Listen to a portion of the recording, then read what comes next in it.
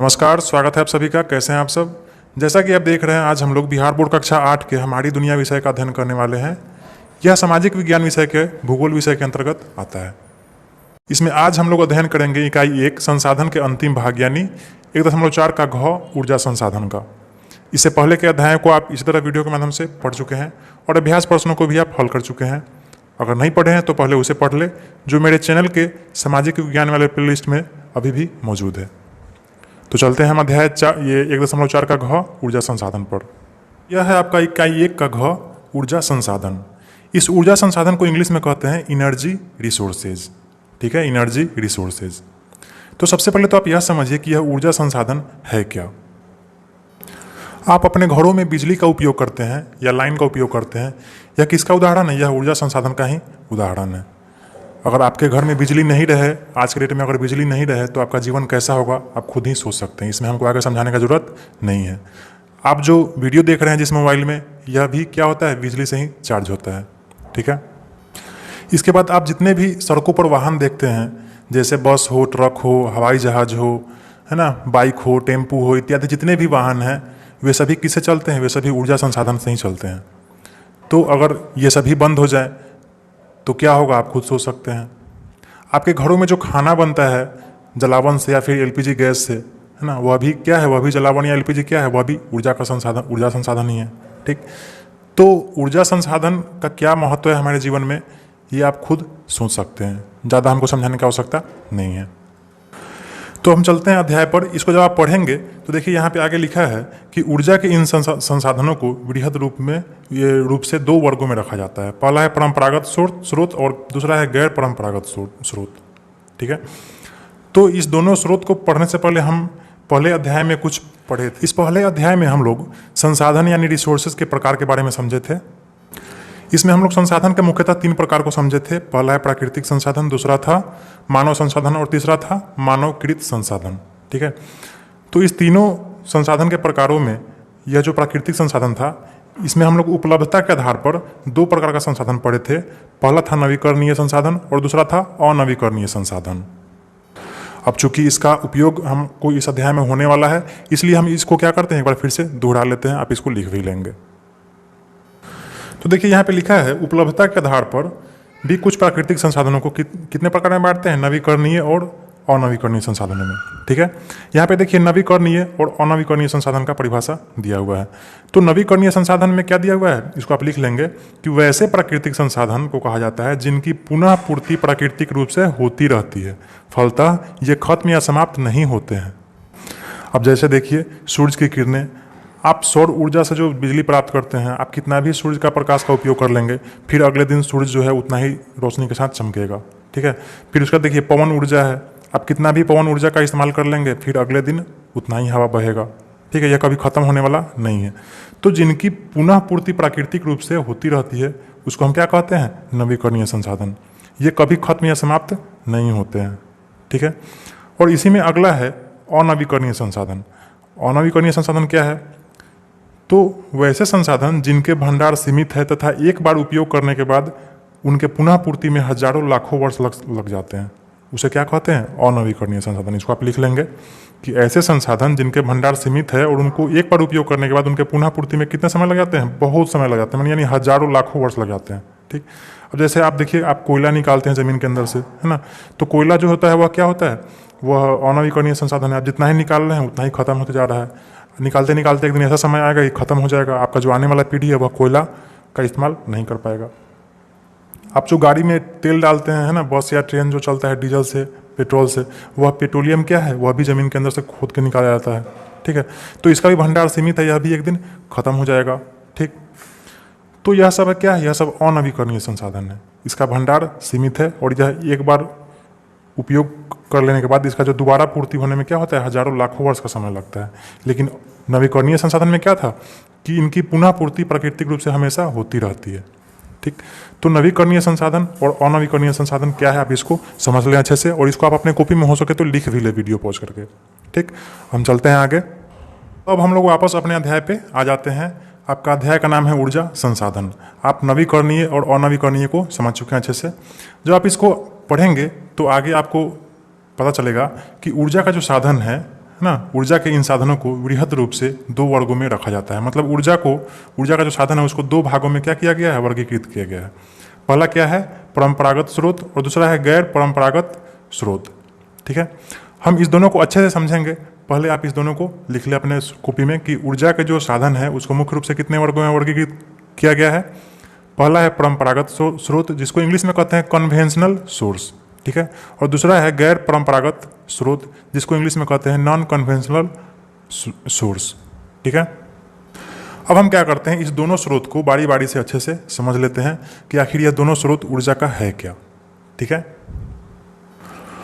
देखिए इसमें पहला है परंपरागत स्रोत, इसको इंग्लिश में कहते हैं कन्वेंशनल सोर्स। हम समझते हैं यह परंपरागत स्रोत है क्या।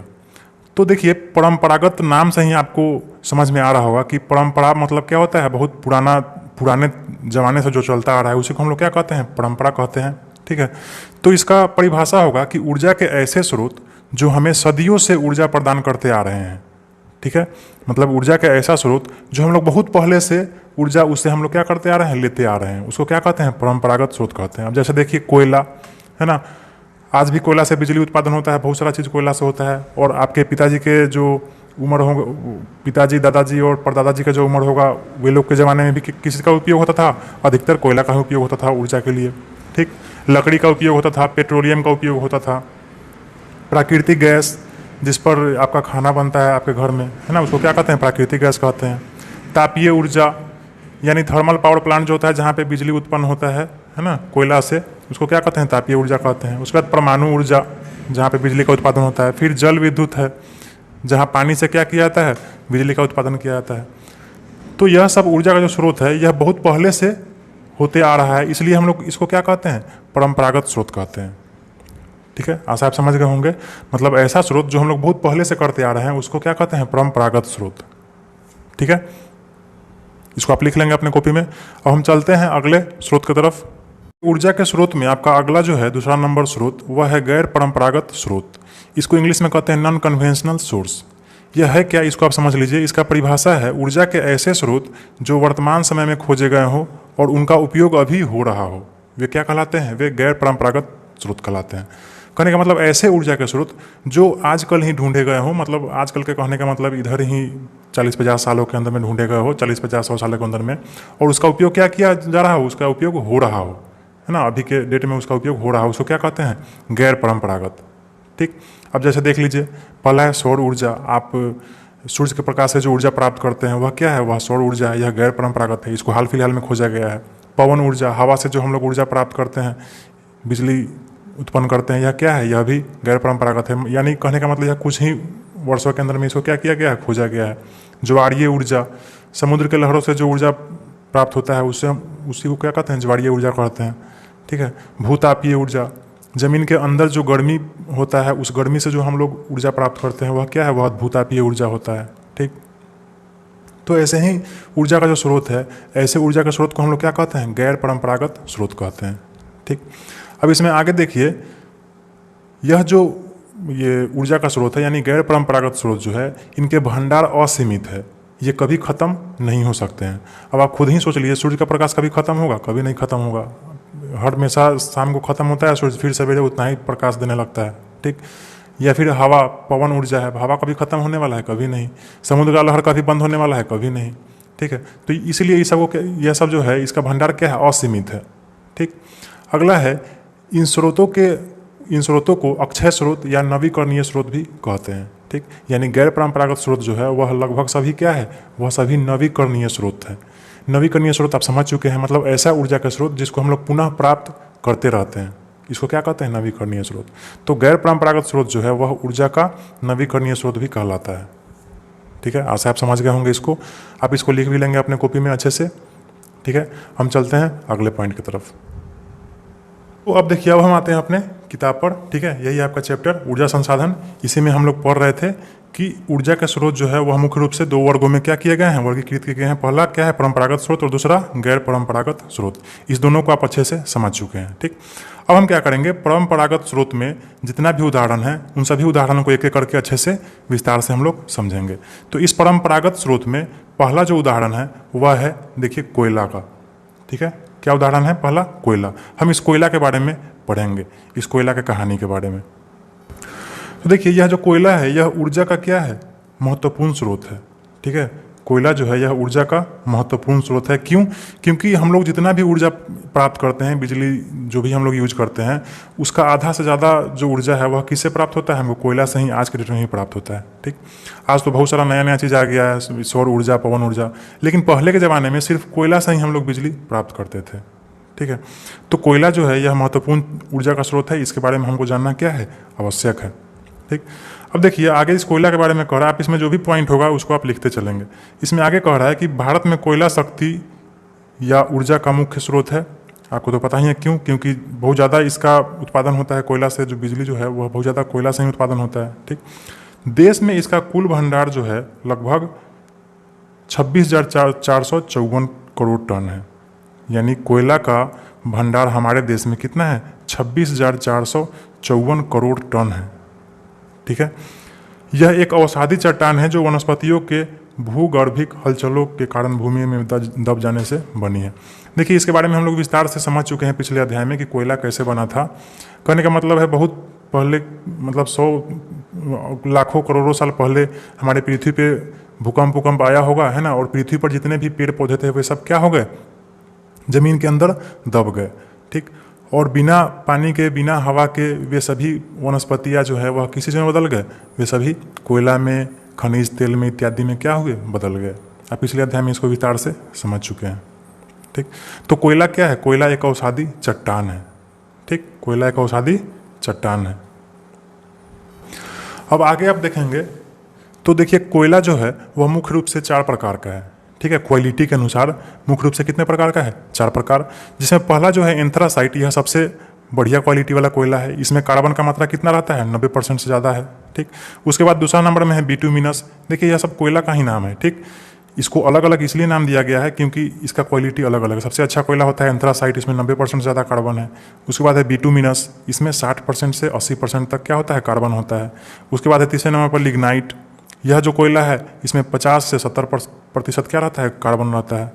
उसके बाद सबसे बेकार क्वालिटी का जो कोयला है वह क्या है? पीट है। ठीक, इसमें 50% से भी कम कार्बन का मात्रा होता है। ठीक, तो क्वालिटी के हिसाब से, ठीक है, गुण के हिसाब से कोयला जो है वह 4 वर्गों में, 4 भागों में बटा हुआ है। 4 प्रकार का कोयला है। ठीक, सबसे बढ़िया क्या है? एंथ्रासाइट, और सबसे बेकार क्या है? पीट।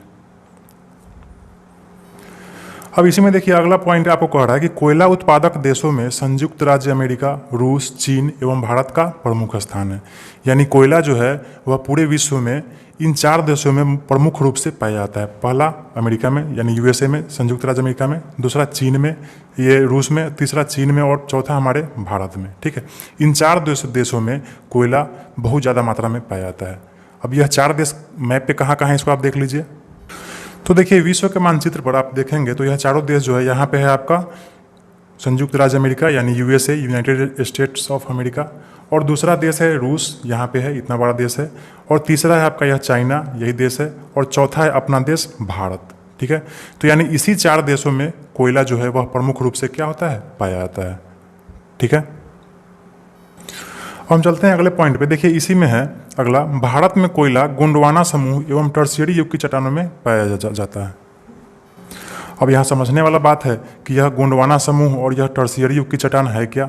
ठीक है, तो अगर आप अपने विश्व के मानचित्र को देखेंगे तो आज का जो विश्व है वह ऐसा है। ठीक है, इसी रूप में है आज का विश्व। लेकिन आज से लाखों करोड़ों साल पहले हमारा जो पृथ्वी था, है ना, और उस पृथ्वी पर जो संसार बसा हुआ था वह कुछ इस प्रकार का था।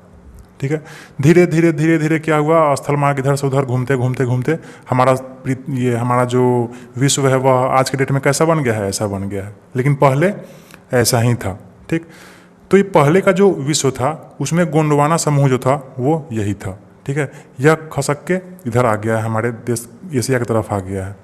ठीक, तो इसी को हम लोग कहते हैं गोंडवाना समूह या टर्शियरी युग की चट्टान। तो यही गोंडवाना समूह और टर्शियरी युग का जो चट्टान है, इसी में कोयला जो है वह मुख्य रूप से क्या होता है? पाया जाता है। तो आशा आप समझ गए होंगे कि कोयला का जो भंडार है वह उसका 98% हिस्सा कहाँ उपस्थित है? गोंडवाना समूह में है। ठीक है, अब देखते हैं कि यह जो कोयला है वह हमारे देश में किस किस राज्य में मुख्य रूप से पाया जाता है। ठीक है। तो हमारे देश में यह मुख्य रूप से झारखंड में पाया जाता है, ठीक है, झारखंड में। फिर उसके बाद देखिए छत्तीसगढ़ में, ठीक। उसके बाद फिर देखिए उड़ीसा में, ठीक। उसके बाद पश्चिम बंगाल में, ठीक है। उसके बाद महाराष्ट्र में। तो यह जो 1 2 3 4 5 गो राज्य है, झारखंड, उड़ीसा, छत्तीसगढ़, पश्चिम बंगाल और महाराष्ट्र, इन 5 राज्यों में कोयला जो है वह मुख्य रूप से पाया जाता है। अब इस 5 राज्य में कहाँ कहाँ पाया जाता है, तो यहाँ देखिए झारखंड में झरिया, बोकारो, धनबाद, गिरिडीह और कर्णपुरा एवं रामगढ़ का क्षेत्र। तो झारखंड में इस 6 क्षेत्रों के में पाया जाता है कोयला मुख्य रूप से, ठीक। अच्छा, अब अगर छत्तीसगढ़ का बात करेंगे तो छत्तीसगढ़ में चिड़ी मिरी, है ना, विश्रामपुर, झिलमिली, कोरबा, यह 4 जगहों पर कोयला मुख्य रूप से पाया जाता है। कहाँ? छत्तीसगढ़ में। अच्छा, अब अगर उड़ीसा का बात करेंगे तो उड़ीसा में तालचर एक जगह है, वहाँ पे कोयला प्रमुख रूप से पाया जाता है, ठीक। अब देखिए पश्चिम बंगाल का अगर आप बात करते हैं तो पश्चिम बंगाल में कोयला कहाँ पाया जाता है? रानीगंज, ठीक। अच्छा, पश्चिम बंगाल के अलावा एक और राज्य है, यहाँ देखिए मध्य प्रदेश, यहाँ भी कोयला पाया जाता है, ठीक है। मध्य प्रदेश में कहाँ पाया जाता है? सिंगरौली, सुहागपुर, उमरिया और मोहपानी, ठीक है। यह 4 गो जगह है, यह 4 जगह कहाँ पाया जाता है? मध्य प्रदेश में। और इसी मध्य प्रदेश में ये इन 4 जगहों पे क्या पाया जाता है? कोयला मुख्य रूप से पाया जाता है, ठीक। उसके बाद आते हैं महाराष्ट्र पे। तो महाराष्ट्र में कहाँ कहाँ पाया जाता है? चांदावर्धा में, है ना, कंपाटी में और बर्दर में, ठीक। तो महाराष्ट्र में इन 3 जगहों पे कोयला मुख्य रूप से पाया जाता है। तो अगर आपसे पूछा जाए कि अपने देश में किस किस राज्य में कोयला मुख्य रूप से पाया जाता है, तो झारखंड, उड़ीसा, छत्तीसगढ़, मध्य प्रदेश, पश्चिम बंगाल और महाराष्ट्र, इन सभी राज्यों में कोयला मुख्य रूप से पाया जाता है, ठीक है। अब देखिए अगर हम मैप पर देखेंगे तो हमारे देश में जो कोयला है वह मुख्य रूप से कहाँ कहाँ पाया जाता है। देखिए यहाँ पे झारखंड है, पश्चिम बंगाल है, उड़ीसा है, छत्तीसगढ़ है, मध्य प्रदेश और महाराष्ट्र है। यानी इसी क्षेत्र में कोयला मुख्य रूप से पाया जाता है, ठीक है, हमारे देश के बीचों बीच है, ठीक। कौन कौन है? झारखंड, पश्चिम बंगाल, उड़ीसा, छत्तीसगढ़, मध्य प्रदेश और महाराष्ट्र। यानी इसी 6 राज्य में मुख्य रूप से कोयला क्या होता है? पाया जाता है, ठीक है। हम चलते हैं आगे। देखिए अभी आप जो पढ़े हैं, यह जो 6 गो राज्य जिसमें कोयला निकलता है, उसमें कैसा कोयला निकलता है? इसमें अच्छा क्वालिटी वाला कोयला निकलता है, ठीक है। और कुछ राज्य ऐसे हैं जिसमें बेकार क्वालिटी वाला कोयला भी निकलता है। जैसे देखिए टर्शियरी कालीन कोयला असम, अरुणाचल प्रदेश, मेघालय, जम्मू कश्मीर में निकलता है। टर्शियरी युग की चट्टानों में निम्न कोटिया कोयला पाया जाता है। यानी टर्शियरी युग का जो चट्टान है उसमें खराब क्वालिटी का कोयला पाया जाता है। कहाँ कहाँ? देखिए असम में, अरुणाचल प्रदेश, मेघालय, जम्मू कश्मीर, ठीक है। यानी 1 2 3 4 राज्यों में कैसा कोयला निकलता है? निम्न कोटि का, यानी थोड़ा खराब क्वालिटी का कोयला निकलता है। अब यह राज्य कहाँ है देख लेते हैं हम।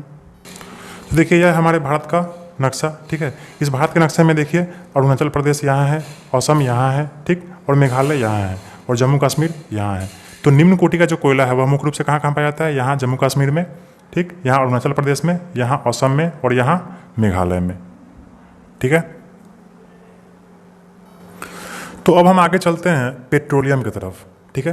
परंपरागत स्रोत का जो दूसरा उदाहरण है वह क्या है? पेट्रोलियम है। पहला उदाहरण जो था कोयला, इसके बारे में आप समझ चुके हैं अच्छे से, कोयला के बारे में अच्छे से, ठीक है। इसको आप लिख भी लिए होंगे। अगर नहीं लिखे हैं तो वीडियो बैक करके आप पॉज करके क्या करें, उसको लिख ले, यह आपके लिए बहुत इंपॉर्टेंट है। अगला जो हमारा टॉपिक है वह क्या है?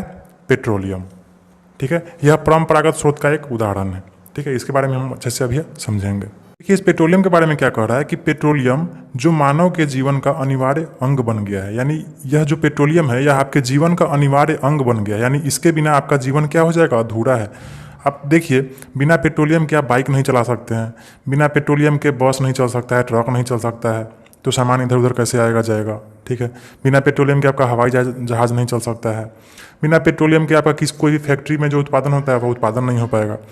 तो इस तरह से पेट्रोलियम जो है वह हमारे जीवन का क्या है? अभिन्न अंग है।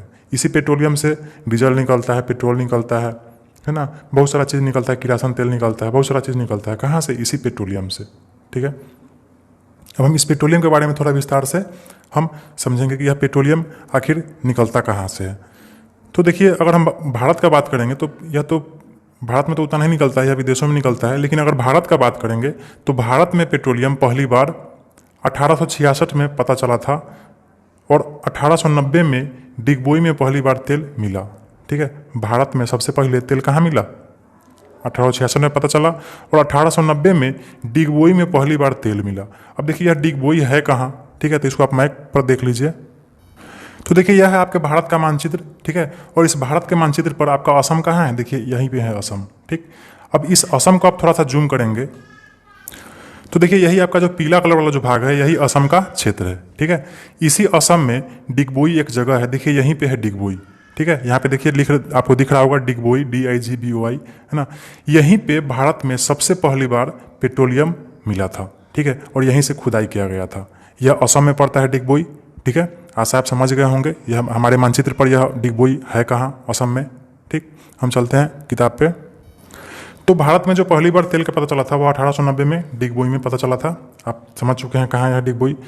अब इसके बाद कह रहा है इसके बाद 1959 में खंभात क्षेत्र में मिला था, ठीक है। 1959 में कहाँ मिला था, खंभात के क्षेत्र में। यह खंभात का क्षेत्र है कहाँ, तो देखिए यह है आपके भारत का मानचित्र, ठीक है। और इस भारत के मानचित्र में आप देखिए यहाँ पे क्या है, गुजरात है, ठीक है। इस गुजरात में यह जो निकला हुआ है, ठीक है, और इसके बीच में जो यह भाग है यही खंभात का क्षेत्र कहलाता है, ठीक है। इसको खंभात की खाड़ी कहते हैं। देखिए यहाँ पे लिखा भी हुआ है गल्फ ऑफ खंभात, यानी खंभात की खाड़ी। तो यहीं पे ये पेट्रोलियम मिला था, ठीक है। ऐसा आप समझ गए होंगे यह खंभात का क्षेत्र कहाँ पे पड़ेगा। यह देखिए गुजरात के बीचों बीच में पड़ेगा। यह समुद्र से जुड़ा हुआ ये तटीय क्षेत्र है, ठीक है। और फिर देखिए इसके बाद 1975 में मुंबई हाई में तेल मिला, है ना। पेट्रोलियम कहाँ मिला, 1975 में मुंबई हाई में, ठीक। यह मुंबई हाई है कहाँ, इसको भी आप देख लीजिए। तो देखिए यह है आपका भारत देश का मानचित्र, ठीक है। और इस मानचित्र में देखिए यहाँ पे महाराष्ट्र है, ठीक है। महाराष्ट्र का ही एक शहर है मुंबई, देखिए यहीं पे है मुंबई। और इसी मुंबई का जो तटीय क्षेत्र है, इसी तटीय क्षेत्र को मुंबई हाई का क्षेत्र कहा जाता है, जो समुद्र से जुड़ा हुआ है ना। और इसी तटीय क्षेत्र में पेट्रोलियम ये निकाला जाता है अंदर से, ठीक है। इसको मुंबई हाई का क्षेत्र कहते हैं, ठीक। तो इस तरह से भारत में 3 जगह पेट्रोलियम मिला है अभी तक, कहाँ कहाँ, मुंबई हाई, ठीक। फिर यहाँ पे खंभात की खाड़ी में, यहाँ पे खंभात में, ठीक। और फिर तीसरा जो जगह था वह यह असम का डिगबोई में, है ना, यहीं पे था डिगबोई, ठीक है। अब आगे देखिए भारत के अलावा मध्य पूर्व के देशों में, जैसे ये संयुक्त राज्य अमेरिका में, रूस में, दक्षिण अमेरिका में, अफ्रीका एवं यूरोप में भी तेल पाया जाता है, ठीक है। और विश्व के तेल उत्पादक देशों में इराक का महत्वपूर्ण स्थान है, ठीक है। इराक में बहुत ज़्यादा तेल निकलता है, इराक में, ठीक। और फिर ईरान में भी, ठीक है। ईरान में देखिए कहाँ कहाँ निकलता है, देखिए इराक में किरकुक में, और ईरान में कहाँ निकलता है, मस्जिद सुलेमान में, है ना, गदसाडन में, ठीक है, करम नशाह में, लाली, यह सब ईरान का क्षेत्र है, ठीक है, जहाँ से तेल निकलता है, पेट्रोलियम निकलता है। उसके बाद फिर देखिए सऊदी अरब में ये पेट्रोलियम निकलता है बहुत ज़्यादा, ठीक है। सऊदी अरब के बाद फिर देखिए यहाँ कुवैत में तेल निकलता है बहुत ज़्यादा, ठीक है। तो मुख्य रूप से तेल पेट्रोलियम जो है वह कहाँ कहाँ निकलता है, तो देखिए संयुक्त राज्य अमेरिका में, रूस में, ठीक है। उसके बाद यह तो क्या कहते हैं महादेश का नाम है, यानी मुख्य रूप से अगर देश का बात किया जाए तो संयुक्त राज्य अमेरिका, रूस, इराक, सऊदी अरब, ईरान और कुवैत में क्या निकलता है, पेट्रोलियम निकलता है, ठीक है। अब अगर हम मैप पर देखेंगे तो यह सब देश कहाँ कहाँ है, तो देख लीजिए। तो देखिए यहाँ इस मैप में देखिए यहाँ आपका भारत देश है, ठीक है। और पेट्रोलियम जो है वह मुख्य रूप से किन किन देशों में निकलता है, तो देखिए यहीं के देशों में निकलता है मुख्य रूप से। वह कौन कौन सा देश है, तो देखिए यहाँ पे ईरान है, ठीक है, यहाँ इराक है, और यहाँ पे सऊदी अरेबिया है, ठीक। ईरान, इराक, सऊदी अरब, और यहाँ पे एक छोटा सा देश है, इसका नाम है कुवैत, ठीक। ईरान, इराक, सऊदी अरब और कुवैत, इसी 4 देशों में मुख्य रूप से पेट्रोलियम का उत्पादन होता है, ठीक है। और इसके अलावा यहाँ देखिए रसिया है, यहाँ भी पेट्रोलियम बहुत ज़्यादा मात्रा में निकलता है, ठीक। और फिर इसके अलावा यहाँ देखिए USA है ना, संयुक्त राज्य अमेरिका, यहाँ भी पेट्रोलियम मुख्य रूप से निकलता है, ठीक है। तो यहाँ होगा आपका USA, रसिया, ईरान, ईरान, इराक और सऊदी अरबिया और कुवैत, ठीक है। तो इन देशों में पेट्रोलियम क्या होता है, मुख्य रूप से निकलता है। हम चलते हैं आगे। तो आप देख लिए मैप पर कहाँ कहाँ पे है यह सब देश, ठीक है। अब देखिए कह रहा है कि भारत में तेल उत्पादन की दृष्टि से असम, अरुणाचल प्रदेश, नागालैंड क्या है, महत्वपूर्ण है। पेट्रोलियम मुख्य रूप से कहाँ कहाँ निकलता है, असम में, अरुणाचल प्रदेश में और नागालैंड में, ठीक है। उसके बाद कह रहा है यहाँ अगले पन्ने पर चलते हैं। यहाँ देखिए डिगबोई है ना, नहरकटिया, हुगड़ीजन, मुड़ान, रुद्रसागर, निगरू और ये बैरहोल्ला मुख्य उत्पादन केंद्र है पेट्रोलियम का, ठीक है। इसके बाद देखिए गुजरात में भी तेल उत्पादन केंद्र है। कौन कौन सा है, तो अलंकेश्वर है, कलोल है, बलोल है ना, कोसंबा है, मेहसाना है, बकरोल है, नौगांव है इत्यादि। यह सब कहाँ पाया जाता है, यह सब गुजरात में है, ठीक है। गुजरात से पेट्रोलियम निकलता है किन किन जगहों से, तो इन्हीं जगहों से। ठीक है, इसको आप लिख लेंगे अपने कॉपी में नोट्स बना के, यह आगे आपको काम देगा और याद भी रखेंगे। ठीक, अब देखिए यहाँ पे लिखा है ऊर्जा का स्रोत, इस मैप को आप देख लेंगे, अच्छे से समझ लेंगे। ठीक, हम चलते हैं अगले पे, ये पेज पे। अब कह रहा है गुजरात और असम के अलावा तीसरा जो राज्य है वह कौन सा है, महाराष्ट्र। यहाँ भी पेट्रोलियम निकलता है। ठीक है, महाराष्ट्र राज्य के से पश्चिम अरब सागर में मुंबई हाई क्या है, प्रमुख उत्पादन केंद्र है। आप पर देख चुके हैं मुंबई हाई कहाँ पे है। ठीक, यहाँ समुद्र में सागर सम्राट नामक जल मंच बनाया गया है जो तेल खनन का काम करने में क्या करता है, मदद करता है। ठीक, इसके अलावा देश का जो हमारा पूर्वी भाग है वहाँ पे कृष्णा और गोदावरी नदी का जो ये नदी का जो बेसिन है उसमें भी क्या किया जाता है, उसमें भी तेल निकाला जाता है। ठीक है, इसके बाद फिर देखिए राजस्थान का जो बाड़मेर का क्षेत्र है, बाड़मेर का जो बेसिन है वहाँ से भी क्या किया जाता है, तेल का ये निकासी किया जाता है। ठीक, तो इस तरह से हमारे देश में अगर देखा जाए तो असम में, गुजरात में, महाराष्ट्र में और राजस्थान में क्या है, प्रमुख रूप से तेल निकलता है। ठीक, अब आगे देखिए क्या कह रहा है। अब देखिए इसके बाद इसमें कह रहा है कि ये सभी कच्चा तेल उत्पादक केंद्र हैं, यानी इन सभी जगहों से कैसा तेल निकलता है, कच्चा तेल निकलता है। ठीक है, कच्चा तेल अशुद्ध तेल होता है, इसलिए इन उत्पादित तेलों का शोधन करके इसे विभिन्न उपयोग के लायक बनाया जाता है। ठीक है, पेट्रोलियम जो अंदर से निकाला जाता है वह कच्चा होता है और फिर उसको क्या किया जाता है, उसको शोधन किया जाता है। ठीक है, और शोधन करके फिर उसमें से पेट्रोल, डीजल, किरासन तेल इत्यादि यह सब क्या किया जाता है, अलग अलग निकाला जाता है, ताकि पेट्रोल का अपना कार में, बाइक में यूज हो, डीजल का बस में, ट्रक इत्यादि सब में यूज हो, है ना। तो इसके लिए क्या किया जाता है, उसका शोधन करके उपयोग के लायक बनाया जाता है। ठीक, ऐसे शोधन केंद्रों को तेल परिष्करण या तेल शोधनशाला भी कहा जाता है। ठीक है, देश में 18 से अधिक तेल शोधनशालाएँ कार्यरत हैं। ठीक है, देश में 18 से अधिक तेल शोधनशालाएँ क्या है, कार्यरत है। ठीक है, जिसमें आपके बिहार में एक बरौनी में भी है। ठीक है, यहाँ पे लिखा भी हुआ है बिहार में बरौनी ऐसा ही एक तेल शोधनशाला है। ठीक है, यह आपके बिहार राज्य का बात है तो इसलिए आप इसको क्या करेंगे, याद रखेंगे कि बरौनी में एक पेट्रोलियम तेल शोधनशाला उपस्थित है। ठीक, तो यह था आपका पेट्रोलियम। हम चलते हैं आगे। पेट्रोलियम को आप अच्छे से समझ चुके हैं। अब अगला जो हमारा परंपरागत स्रोत का जो उदाहरण है वह है, देखिए यहाँ पे प्राकृतिक गैस। आप कोयला के बारे में समझ चुके हैं, पेट्रोलियम के बारे में समझ चुके हैं, और तीसरा उदाहरण क्या है आपको पढ़ना है अभी, प्राकृतिक गैस। ठीक है, अब देखिए यह प्राकृतिक गैस क्या है, तो देखिएगा आजकल आपके घर में जो खाना बनता होगा जिस गैस सिलेंडर से, है ना, पहले हम लोग के घर में जलावन से खाना बनता था, लेकिन आज के डेट में लगभग हर घर में ये गैस से खाना बनने लगा है। तो वह जो गैस है सिलेंडर में गैस एलपीजी, वह क्या है, वह प्राकृतिक गैस है। ठीक है, उसको एलपीजी कहा जाता है, यानी लिक्विफाइड पेट्रोलियम गैस। ठीक, प्राकृतिक गैस का उपयोग मोटर गाड़ियों को चलाने, खाना पकाने, विद्युत उत्पादन, मशीनों को चलाने इत्यादि में किया जाता है। ठीक है, इस गैस से मोटर गाड़ियों को भी चलाया जाता है। ठीक है, देखिएगा दिल्ली, आगरा, ये सब शहर में ये डीजल से गाड़ी नहीं चलता है, ताकि वहाँ पे प्रदूषण ज़्यादा नहीं हो, है ना। वहाँ पे गैस से ही गाड़ी चलता है। और फिर ये खाना बनाने के लिए तो आज के डेट में हर घर में इसका उपयोग है। ठीक, अब देखिए प्राकृतिक गैस के बारे में क्या कर रहा है हमारे देश में, यानी हमारे भारत देश में प्राकृतिक गैस का कुल भंडार कितना है, लगभग 700 अरब टन का भंडार है। अभी तक निकाला नहीं गया है। धीरे धीरे इसको हम लोग क्या करेंगे, निकाल के खाना बना के इसको ख़त्म करेंगे, गाड़ी चला के। ठीक है, तो भारत में प्राकृतिक गैस का कुल भंडार कितना है, 700 अरब टन है। ठीक, अब देखिए इसके अलावा फिर कह रहा है कि देश में कुल 3340 यानी 3340 किलोमीटर गैस पाइपलाइन द्वारा इसका क्या किया गया है, वितरण और विपणन किया गया है। यानी यह जो गैस है इसको पाइपलाइन के द्वारा एक जगह से दूसरी जगह भेजा जाता है। तो वह जो पाइपलाइन जो बना है वह हमारे देश में कितना पाइपलाइन बन गया है, लगभग 3340 किलोमीटर का पाइपलाइन बन गया है। ठीक है, जिसमें से इसके अंतर्गत क्या है, Hazira Vijaypur Jagdishpur gas pipeline 1730 kilometre का जो यह परियोजना है यह सबसे लंबा गैस पाइपलाइन परियोजना है। ठीक है, कौन कौन, हजीरा विजयपुर जगदीशपुर गैस पाइपलाइन। ठीक है, यह भारत का सबसे लंबा गैस का पाइपलाइन है। इसको आप लिख लेंगे, याद भी रखेंगे। ठीक है, हम चलते हैं अगले टॉपिक पे। तो देखिए आप पढ़ रहे हैं अभी परंपरागत स्रोत के बारे में। ठीक है, और परंपरागत स्रोत में आप कोयला, पेट्रोलियम और प्राकृतिक गैस के बारे में पढ़ चुके हैं। अब हमारा जो अगला उदाहरण है वह है जल विद्युत। यह जल विद्युत भी जो है यह भी परंपरागत स्रोत का ही एक उदाहरण है। ठीक है, यह जल विद्युत है क्या, इसको हम समझ लेते हैं। तो देखिए यह जो जल विद्युत है इसमें हम लोग क्या करते हैं, इसमें किसी भी नदी के आगे जिसमें ज़्यादा पानी निकलता है उस नदी के आगे क्या करते हैं, एक बड़ा सा बांध बना देते हैं, ठीक है। और उस बांध बना देने से क्या हो जाता है, नदी का जो पानी है वह बांध के एक तरफ स्टोर होते जाता है, भरते जाता है, भरते जाता है, ठीक।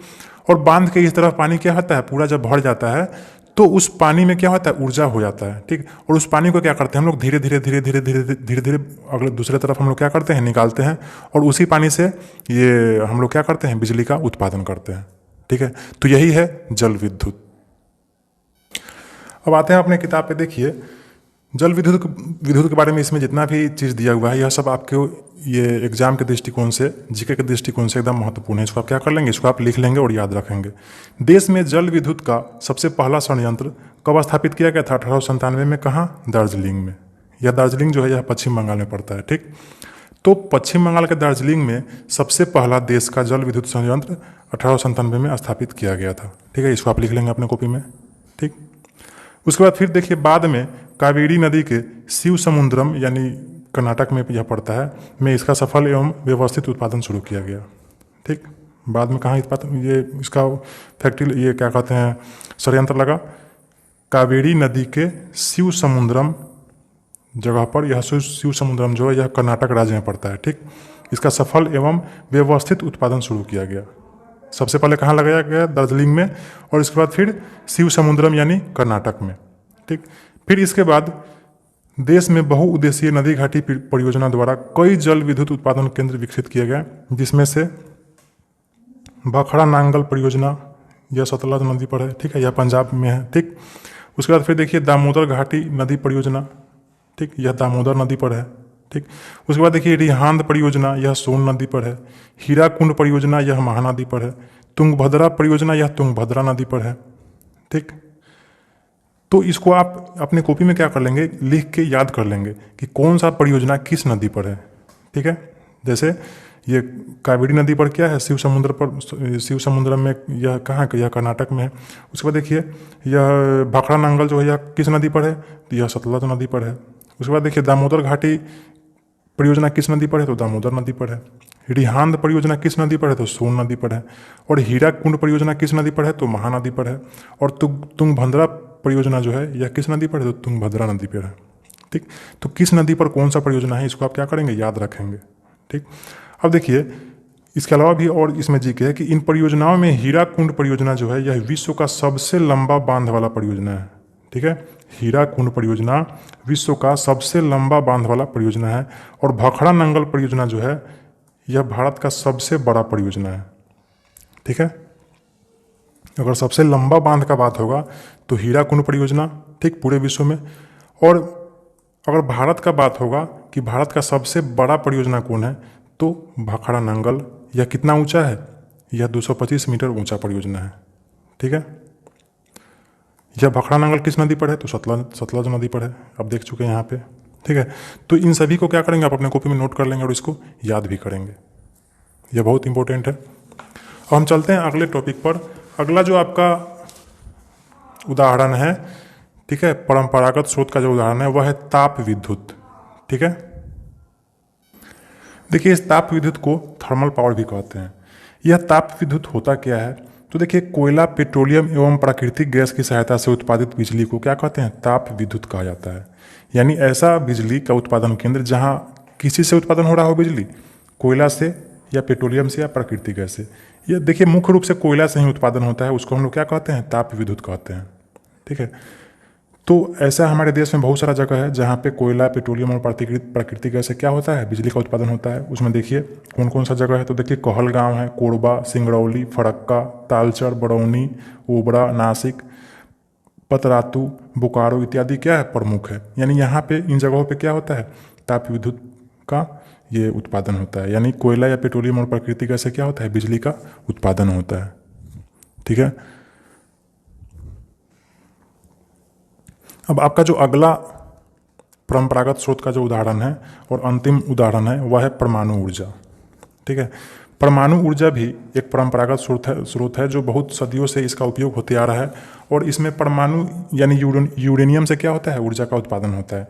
देखिए देश में यूरेनियम परमाणु ऊर्जा का मुख्य कच्चा माल है, ठीक है। यानी यह जो परमाणु ऊर्जा है यह किसी से होता है, यह यूरेनियम से होता है, ठीक है। और यह यूरेनियम जो है यह कहाँ मिलता है, यह हमारे देश में इसका बहुत सारा ज़्यादा भंडार है, और विदेशों में भी यह मिलता है। ठीक है, यह कहाँ पाया जाता है, तो पिच ब्लेंड में पाया जाता है। ठीक, भारत में यूरेनियम का विशाल भंडार है। फलतः पहला परमाणु ऊर्जा केंद्र कहाँ पे लगाया गया था, परमाणु ऊर्जा केंद्र सबसे पहले लगाया था 1955 में तारापुर यानी महाराष्ट्र में। ठीक, यानी अगर आपसे कोई पूछे कि भारत में सबसे पहले परमाणु ऊर्जा का केंद्र कहाँ स्थापित हुआ था, तो तारापुर महाराष्ट्र। ठीक है, महाराष्ट्र में तारापुर। फिर इसके बाद राणा प्रताप सागर कहाँ, कोटा राजस्थान में। ठीक, फिर इसके बाद कलपक्कम तमिलनाडु में। उसके बाद देखिए नरौड़ा उत्तर प्रदेश में। उसके बाद देखिए काकड़ापाड़ा गुजरात में है, कैगा कर्नाटक में। ठीक है, कुडनकुलम तूतीकुड़िन ये तमिलनाडु में। ठीक है, तो इस तरह से हमारे देश में कुल कितने परमाणु ऊर्जा केंद्र हैं, देखिए 1 2 3 4 5 और 6। ठीक, 6 और 7 को परमाणु ऊर्जा केंद्र है, जिसमें पहला है आपको महाराष्ट्र के तारापुर में, और दूसरा है राजस्थान के कोटा में जिसका नाम है राणा प्रताप सागर। ठीक, तीसरा है तमिलनाडु के कलपक्कम में, चौथा है उत्तर प्रदेश के नरौड़ा में, और पांचवा है गुजरात के काकड़ापाड़ा में, और ये छठा है कर्नाटक के कैगा में, और सातवां है तमिलनाडु के कुडनकुलम में। ठीक है, तो इस तरह से 7 परमाणु ऊर्जा परियोजना अभी आपके देश में चल रहा है। ठीक है, इसको भी आप क्या करेंगे, याद रखेंगे, इसको लिख लेंगे। ठीक है, हम चलते हैं आगे। अब देखिए, अब हमारा जो अगला टॉपिक है वह क्या है, ऊर्जा के गैर पारंपरिक स्रोत। ठीक है, आप पढ़ चुके हैं ऊर्जा के 2 स्रोत है, एक पारंपरिक स्रोत है और दूसरा गैर पारंपरिक स्रोत है। और पारंपरिक स्रोत में जितने भी उदाहरण थे, कोयला, पेट्रोलियम इत्यादि, यह सब आप इसको क्या कर चुके हैं, समझ चुके हैं। अब हम क्या करते हैं, ऊर्जा के गैर पारंपरिक स्रोत के जो उदाहरण सब है उनको भी हम एक बार अच्छे से समझ लेते हैं।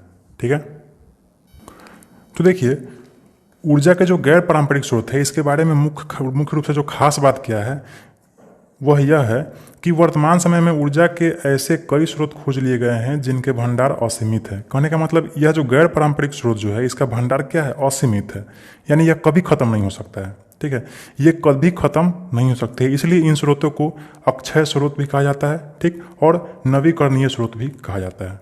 ठीक है, क्या कहा जाता है, अक्षय स्रोत और नवीकरणीय स्रोत। क्यों, क्योंकि यह कभी खत्म हो ही नहीं सकता है। आप जितना यूज करेंगे उतना ही आपको प्रकृति फिर अगले दिन देना शुरू कर देगी। ठीक है, तो इन स्रोतों में क्या है आपका, देखिए सौर ऊर्जा है, पवन ऊर्जा है, ज्वारीय ऊर्जा है, भूतापीय ऊर्जा है। ठीक, तो यह सब जो ऊर्जा है यह आप जितना यूज करेंगे आप उतना कर सकते हैं, यह कभी खत्म नहीं होगा। आप सोच लीजिए, धूप कभी खत्म होगा नहीं, हवा कभी खत्म होगा नहीं, समुद्र का जो लहर है वह कभी खत्म होगा नहीं, जमीन के अंदर जो गर्मी है वह कभी खत्म होगा नहीं। ठीक, तो यह जो ऊर्जा का स्रोत है इसलिए इसको हम क्या कहते हैं, गैर पारंपरिक स्रोत, यानी यह सब हाल फिलहाल में खोजा गया है। ठीक, और यह कभी भी खत्म नहीं हो सकता है, यानी यह अक्षय स्रोत है, या इसको नवीकरणीय स्रोत भी कह सकते हैं आप, यानी रिन्यूएबल एनर्जी भी कह सकते हैं। ठीक है, हम इस चारों स्रोत को एक बार अच्छे से समझ लेते हैं एक एक करके। देखिए पहला है आपका सौर ऊर्जा। ठीक है, सोलर एनर्जी। सौर ऊर्जा क्या है आप इसको अच्छे से जानते हैं।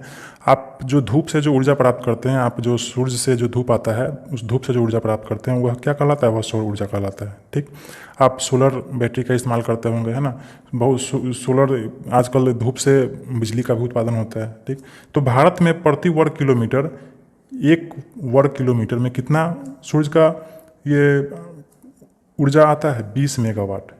ठीक है, यानी 1 वर्ग किलोमीटर में जितना सूर्य का प्रकाश आता है उस सूर्य का प्रकाश से आप 20 मेगावाट बिजली उत्पन्न कर सकते हैं। ठीक है, और कह रहा है कि सोलर प्लेटों की सहायता से सूर्य की गर्मी से उत्पन्न की जाने वाली ऊर्जा को और सौर ऊर्जा को क्या कहते हैं, सौर ऊर्जा कहते हैं। ठीक, इसका सबसे बड़ा षड्यंत्र गुजरात के भुज में लगाया गया है। सौर ऊर्जा का सबसे बड़ा षड्यंत्र कहाँ लगाया है, गुजरात के भुज में। इसको आप याद कर लेंगे, लिख भी लेंगे। ठीक, अब देखिए, अब हम आगे चलते हैं। अगला जो हमारा गैर पारंपरिक स्रोत का जो उदाहरण है वह है भूतापीय ऊर्जा। ठीक है, कि इस भूतापीय ऊर्जा को इंग्लिश में कहते हैं जियोथर्मल एनर्जी। ठीक है, यह जियोथर्मल एनर्जी यानी भूतापीय ऊर्जा है क्या, तो देखिए जमीन के अंदर जो है, अब जैसे जैसे जमीन के अंदर जाते जाएंगे वैसे वैसे गर्मी जो है वह धीरे धीरे क्या होता है, बढ़ते जाता है। ठीक है, उसी गर्मी का उपयोग करके ये क्या किया जाता है, ऊर्जा का उत्पादन किया जाता है। ठीक, जैसे देखिए पृथ्वी के अंदर प्रति 32 किलोमीटर की गहराई पर 1 डिग्री सेल्सियस तापमान की क्या होती है, वृद्धि होती है। यानी पृथ्वी के अंदर आप अगर 32 किलोमीटर अंदर जाएंगे तो हर 32 किलोमीटर के बाद क्या होगा, प्रत्येक 32 किलोमीटर में पर 1 डिग्री सेल्सियस तापमान जो है वह क्या होगा, बढ़ते जाएगा। ठीक है, इस दृष्टि से पृथ्वी के भीतर ऊर्जा या ताप क्या है, संग्रहित है ना। कहने का मतलब पृथ्वी के अंदर तापमान संग्रहित है और उस तापमान का उपयोग करके हम लोग क्या करते हैं, ऊर्जा का उत्पादन करते हैं। ठीक है, ऊर्जा को विशेष तकनीक के द्वारा पृथ्वी के ऊपर लाकर हम लोग क्या करते हैं, विद्युत उत्पादन करते हैं। ठीक है, उसी जमीन के नीचे जो ऊर्जा है उसी का उपयोग करके हम लोग बिजली का उत्पादन करते हैं। ठीक है, और यह जो भूतापीय ऊर्जा है इसका एक ये प्रमुख संयंत्र जो है हमारे देश में वह कहाँ है, हिमाचल प्रदेश के मणिकरण, ठीक, लद्दाख के फूगा घाटी और मध्य प्रदेश के तातापानी में।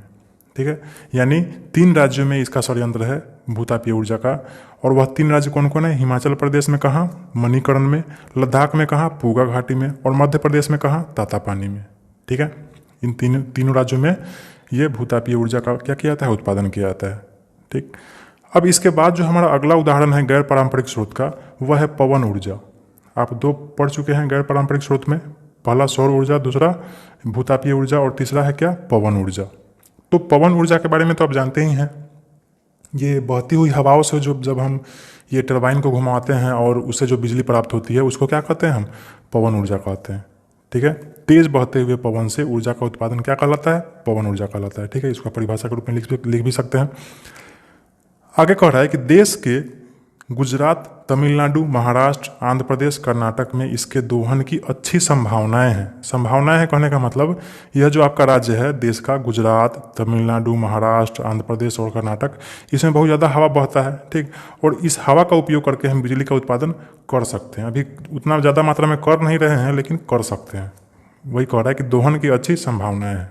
ठीक है, तो पवन ऊर्जा का जो मुख्य स्रोत वाला जो राज्य है वह कौन कौन है, गुजरात, तमिलनाडु, महाराष्ट्र, आंध्र प्रदेश और कर्नाटक। ठीक, इसको आप याद करके रखेंगे। आगे कह रहा है कि भारत में पवन ऊर्जा जो है, ठीक है, अगले पेज पे देखिए, भारत में पवन ऊर्जा का उत्पादन क्षमता कितना है, 50,000 मेगावाट है। यानी अभी 50,000 मेगावाट जो है क्या हो रहा है, उत्पादन हो रहा है। ठीक, गुजरात के लांबा में एशिया का सबसे बड़ा संयंत्र है। कहाँ, गुजरात के लांबा में एशिया का सबसे बड़ा पवन ऊर्जा का संयंत्र स्थापित है। ठीक है, इसको आप अपने कॉपी में लिख भी लेंगे। यह एक जीके का भी क्वेश्चन है कि सबसे बड़ा पवन ऊर्जा का जो संयंत्र है वह हमारे देश में कहाँ पे लगा हुआ है, तो गुजरात के लांबा जिले में। ठीक, आशा है आप इसको समझ गए होंगे। अब देखिए इसके अलावा यह जो 4 राज्य पढ़े हैं, इसके अलावा देश के तटीय भागों में जहां हवाएं तेज गति से चलती है, पवन ऊर्जा विकास की अच्छी संभावनाएं रखती है। यानी हमारे देश के जितने भी तटीय राज्य हैं, समुद्र के तट से जो जुड़े हुए राज्य, वहाँ पे हवा ज़्यादा अच्छा बहता है। ठीक, और उस हवा का उपयोग करके हम लोग क्या कर सकते हैं, पवन ऊर्जा से बिजली का उत्पादन कर सकते हैं।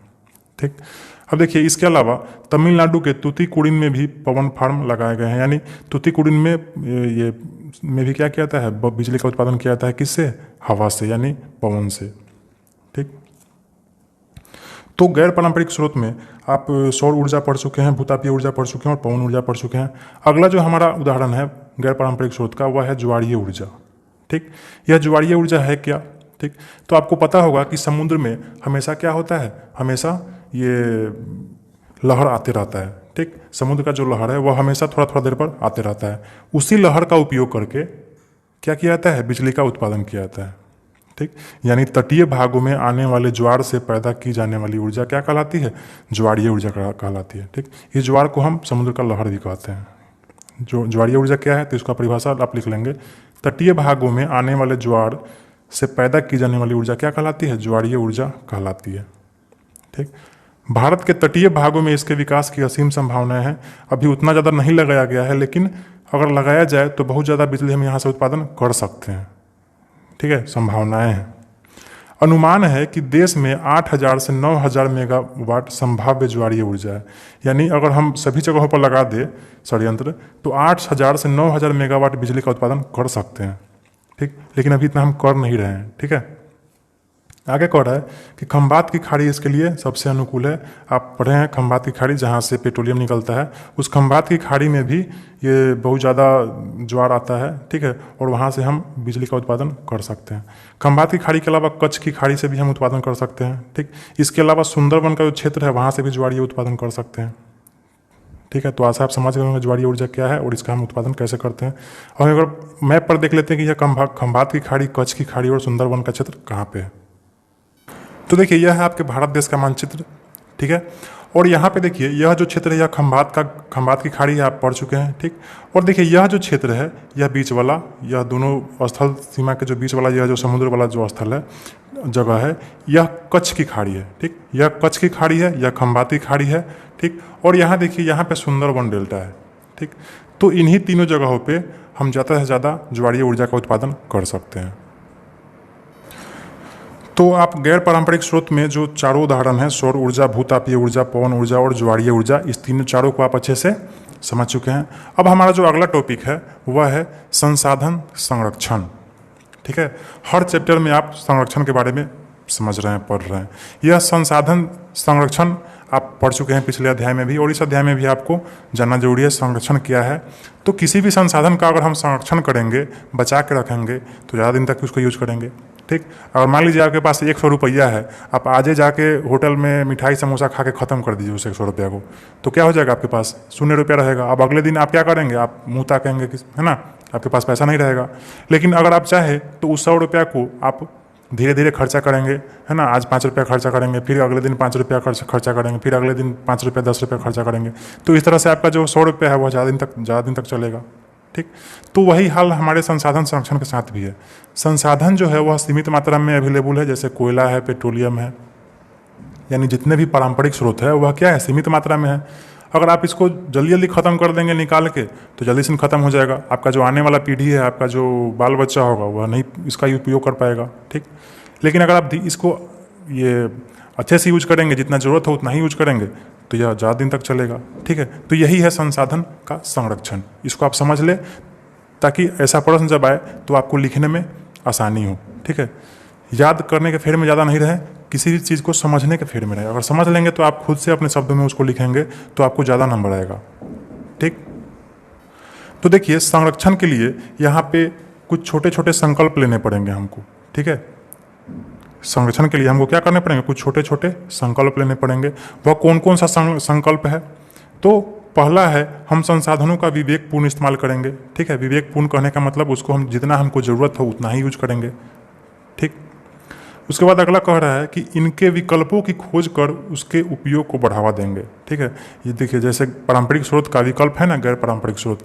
आप कोयला से जो बिजली उत्पादन करते हैं तो कोयला खत्म होता है, आप कोयला के अलावा क्या कर सकते हैं, आप सूर्य से बिजली का उत्पादन कर सकते हैं। तो सूर्य कभी खत्म होगा, कभी नहीं खत्म होगा। तो हमको क्या करना है, विकल्प का खोज करना है, ठीक है। और उसके जो विकल्प है उसको बढ़ावा देना है, यानी गैर पारंपरिक स्रोत जो है उसका बढ़ावा देना है। अगला कह रहा है कि बिना जरूरत ऊर्जा या विद्युत का उपयोग नहीं करेंगे, ठीक।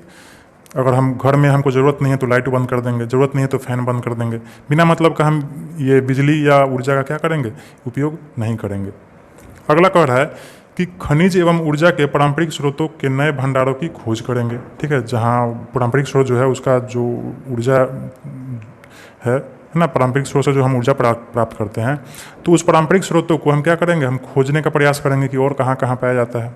उसके बाद कह रहा है कि ऊर्जा का खुद मितव्ययिता पूर्वक उपयोग करेंगे तथा इसके लिए अन्य लोगों को भी जागरूक करेंगे। देखिए ऊर्जा का खुद, यहाँ देखिए यह क्या है, मितव्ययिता पूर्वक। मितव्ययिता पूर्वक का मतलब होता है, मतलब ये कंजूस जिसको कहते हैं ना, कंजूस, हाँ वही कंजूस है। मितव्ययी का मतलब होता है कंजूस। करने का मतलब हम कंजूसी से खर्चा करेंगे, हम जितना ज़रूरत होगा उतना ही हम खर्चा करेंगे ऊर्जा का, ठीक। और ज़रूरत नहीं होगा तो हम ऊर्जा का खर्चा नहीं करेंगे। इसी को कहते हैं मितव्ययिता पूर्वक उपयोग करेंगे, ठीक।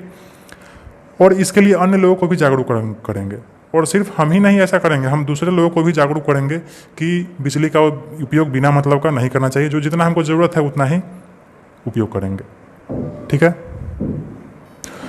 तो यह था आपका संसाधन संरक्षण टॉपिक, ठीक है। इसके बाद आपका यह अध्याय आप खुद से पढ़ेंगे, इसके बाद आपका अध्याय खत्म है, इसमें और ज़्यादा कुछ नहीं है टॉपिक।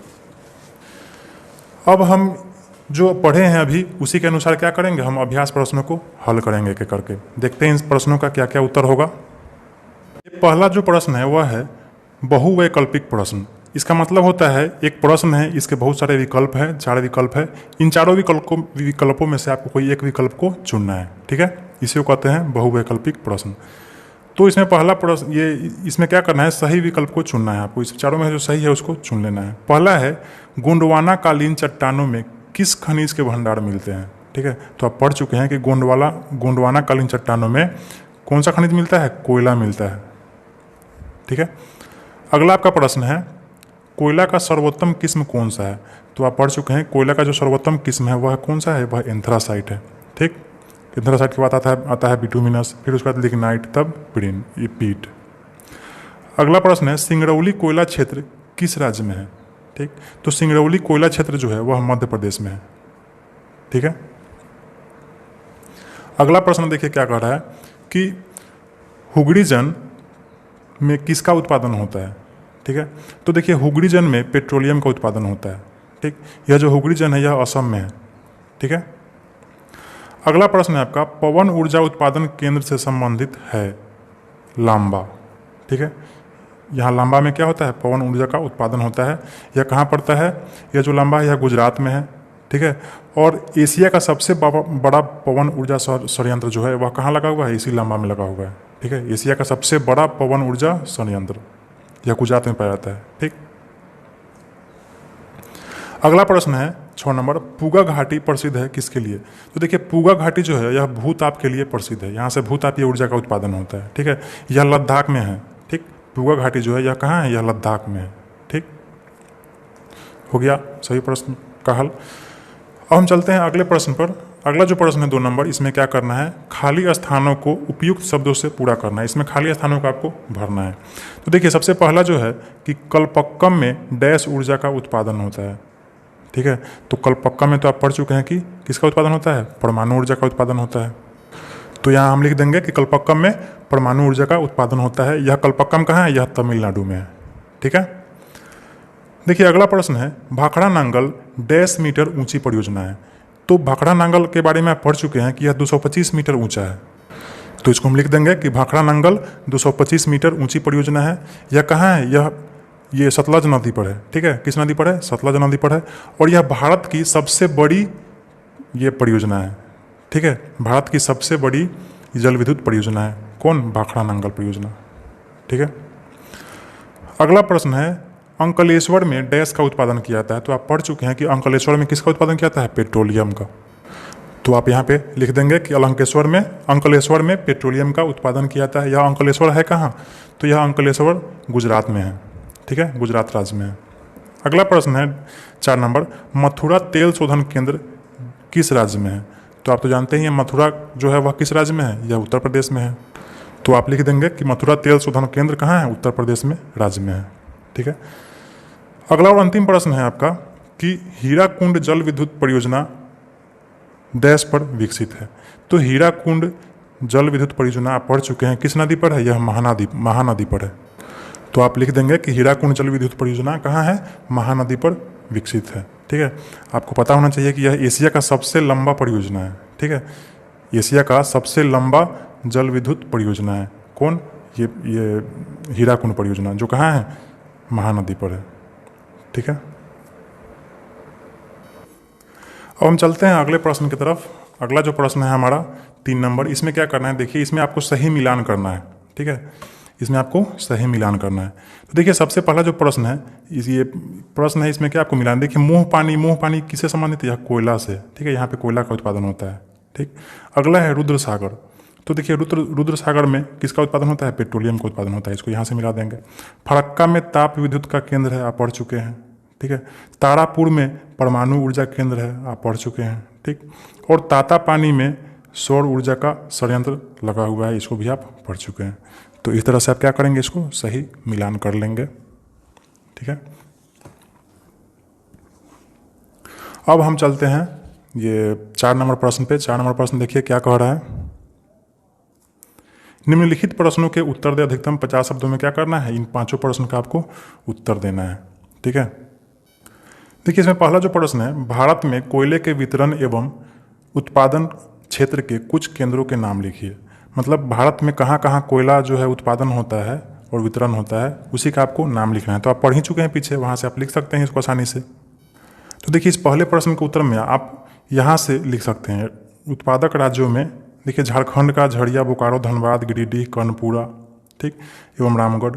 फिर छत्तीसगढ़ में क्या है, चिड़ी मिड़ी, विश्रामपुर, झिलमिली, कोरबा।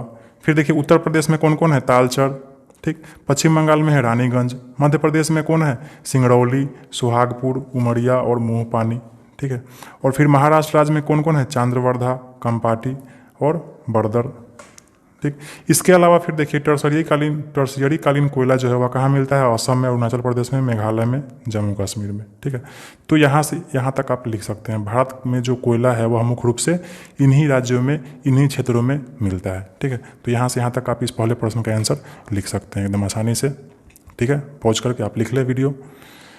हम चलते हैं अगले प्रश्न की तरफ। अगला प्रश्न आपका कह रहा है 2 नंबर कि भारत के जल विद्युत परियोजना पर संक्षिप्त टिप्पणी कीजिए। यानी भारत में जो जल विद्युत परियोजना का जो विकास है उस पर आपको एक संक्षिप्त टिप्पणी लिखना है। तो इसको आप कैसे लिखेंगे, तो आप पढ़ चुके हैं पीछे।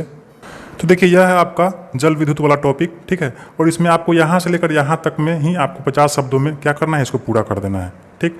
आप इसको पहले अच्छे से पढ़ ले अपना मन में, ठीक है, और अपने मन से इसका आंसर देने का प्रयास करें। देखिए आप कहाँ से लिख सकते हैं, देश में जल विद्युत का पहला संयंत्र 1897 में दार्जिलिंग में लगाया गया था। बाद में फिर कावेरी नदी के शिव समुद्रम कर्नाटक में इसका सफल एवं व्यवस्थित उत्पादन शुरू हुआ, ठीक है। आप यहाँ से यहाँ तक लिखेंगे, ठीक। फिर इसके बाद आप शुरू करेंगे कि इनमें यानी भारत में कहाँ कहाँ पाया जाता है यह जल विद्युत जो है वह कहाँ कहाँ है। तो इसके बाद फिर यहाँ के बाद फिर यहाँ से शुरू करेंगे कि इनमें भाखड़ा नंगल परियोजना सतलज नदी पर, दामोदर घाटी परियोजना ये दामोदर नदी पर, रिहांद परियोजना सोन नदी पर और हीराकुंड परियोजना महानदी पर, तुंगभद्रा परियोजना तुंगभद्रा नदी पर क्या है, मुख्य है, ठीक है। आप यहाँ तक लिख सकते हैं। आपको चूँकि 50 शब्दों में ही लिखना है तो आप यहाँ से यहाँ तक लिख ले और फिर यहाँ से यहाँ तक लिख ले, आपका यह आंसर हो जाएगा, ठीक है। आशा आप समझ गए होंगे। अब वीडियो पॉज करके लिख लें। हम चलते हैं आगे अगले प्रश्न की तरफ। अगला जो आपका प्रश्न है कि परमाणु ऊर्जा के उत्पादक 5 केंद्रों के नाम लिखिए। यानी 5 केंद्रों का आपको नाम लिखना है जहाँ पे परमाणु ऊर्जा का उत्पादन होता है, ठीक है। तो यह भी आप पढ़ चुके हैं, इसका भी आंसर आप लिख सकते हैं किताब में से देख के पीछे। तो देखिए यह है आपका परमाणु ऊर्जा वाला टॉपिक, ठीक है। और इसमें 7 जगह पर दिया हुआ है जहाँ पे परमाणु ऊर्जा का क्या होता है, उत्पादन होता है। तो आप इसमें से किसी 5 का नाम लिख दे, ठीक है। देखिए यहाँ पे पहला है तारापुर महाराष्ट्र, ठीक। दूसरा है राणा प्रताप सागर कोटा राजस्थान में। तीसरा है कलपक्कम तमिलनाडु में। चौथा है नरोडा उत्तर प्रदेश में। 5वां है काकरापारा गुजरात में। 6ठा है कैगा कर्नाटक में। और 7वां है कुडनकुलम तूतीकोरिन तमिलनाडु में। तो इस 7 में से आप किसी 5 का नाम लिख दे, ठीक है। परमाणु ऊर्जा केंद्र का नाम और वह किस राज्य में है इसका नाम लिख दे, आपका आंसर हो गया, ठीक। इसमें 7 को दिया हुआ है, इसमें से किसी 5 का नाम आप लिख ले, इसका आंसर हो गया, ठीक है। आशा आप समझ गए होंगे। हम चलते हैं अगले प्रश्न पर। अगला प्रश्न है 4 नंबर, क्या कह रहा है, संसाधन के संरक्षण हेतु क्या उपाय किए जा सकते हैं। यानी आप कौन सा उपाय करके संसाधन को बचा सकते हैं, यानी ज़्यादा दिन तक इसको उपयोग में ला सकते हैं। किन्हीं 3 उपायों को लिखिए। आपको मात्र 3 उपाय लिखना है, ठीक है। तो आप पढ़ ही चुके हैं पीछे। देखिए यह है संसाधन संरक्षण वाला टॉपिक, ठीक। और इस संसाधन का संरक्षण करने के लिए हमको इसके उत्तर में 3 ही उपाय लिखना है। और यहाँ पे कई उपाय दिया हुआ है, 1 2 3 4 5 को उपाय दिया हुआ है। तो इस 5 में से किसी 3 को आप क्या करें, लिख ले, आपका आंसर हो जाएगा। यहाँ पे 5 को उपाय दिया हुआ है और इस 5 उपाय में से आपको किसी 3 उपाय को आप लिख ले, आपका क्या हो जाएगा, आंसर हो जाएगा, ठीक है। आशा आप समझ गए होंगे। 1 2 3 4 5 इसमें से किसी 3 को लिख ले। अब हम चलते हैं अगले प्रश्न की तरफ, ठीक है। देखिए आपका अगला प्रश्न है 5 नंबर, गैर परंपरागत ऊर्जा के स्रोतों का नाम लिखिए। यानी आपको ऐसे ऊर्जा का स्रोत का नाम लिखना है जो गैर परंपरागत है ना। ऊर्जा के स्रोत में आप पढ़ चुके हैं, 2 प्रकार का है, जिसमें पहला है परंपरागत और दूसरा है गैर परंपरागत। तो गैर परंपरागत ऊर्जा के स्रोत को आपका क्या करना है, आपको नाम लिखना है। यह तो एकदम आसान है।